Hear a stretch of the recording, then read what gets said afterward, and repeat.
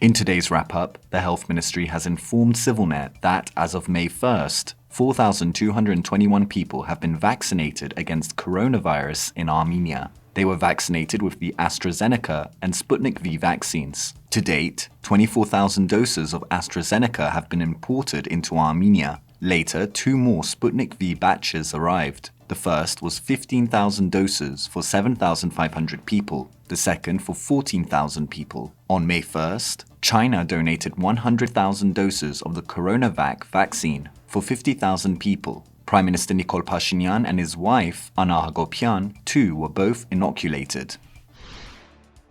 In the Armenian parliament, the candidacy of the acting Prime Minister, Mary Papasyan, was voted down, which is being done to trigger early parliamentary elections set for June 20th. Now a second round of voting must take place. If Pashinyan's candidacy is once again voted down and no other candidates are fronted, then elections must take place. During the parliamentary session, Pashinyan took questions from MPs. Notably, he remarked on a recent interview by former President Serge Sargsyan, who spoke about the Nagorno-Karabakh peace process. The PM stated that he had seen documents since becoming Prime Minister that showed that the negotiations had changed in nature in 2015 to 2016. He added that Sargsyan should speak about these events in the fall of 2015 and the winter of 2016. No other details were provided.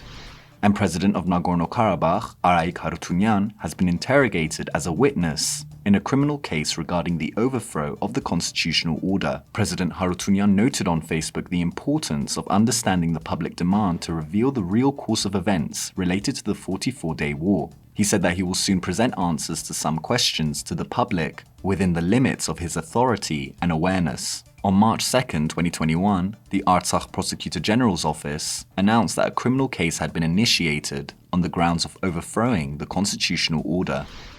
And CivilNet's Ani Paityan spoke to George Melikian, a doctor from LA specializing in infectious diseases. He spent weeks in Armenian hospitals during the 2020 war, taking care of COVID-19 patients. Dr. Melikian speaks about the lack of respiratory devices, the issue of late diagnosis, as well as the safety of coronavirus vaccines.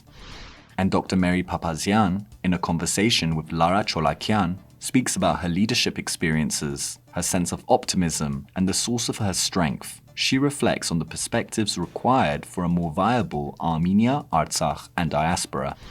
And finally, a new solar power station has started operations in the village of Tsapatagh, near Lake Sevan.